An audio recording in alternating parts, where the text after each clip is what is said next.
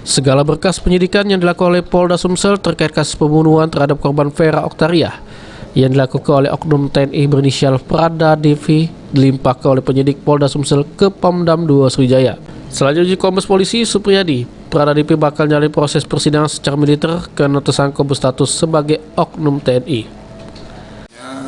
Prada DP oleh Denpom Banten kalau tidak salah, dan tadi malam sudah dibawa langsung ke Denpom Dam Sriwijaya. Secara otomatis bahwa penanganannya akan menjadi kewenangan Denpom 2 Sriwijaya.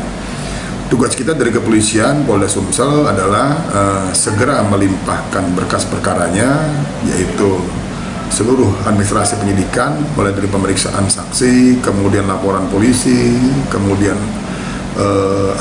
hasil sidik jari, kemudian juga ada beberapa keterangan yang lain, itu akan kita limpahkan ke Denpom Dam 2 Sriwijaya untuk melakukan pemberkasan dan akan disidangkan secara disiplin militer, karena yang bersangkutan adalah anggota TNI, sudah barang tentu sidangnya atau perkaranya akan diajukan melalui disiplin militer. Selain berkas penyelidikan, Polda Sumsel juga melimpahkan sejumlah barang bukti yang ditemukan oleh polisi dari lokasi kejadian, yaitu penginapan Sahabat Mulia di daerah Sungai Lilin Mubah. Firman Hidayat, PAL TV.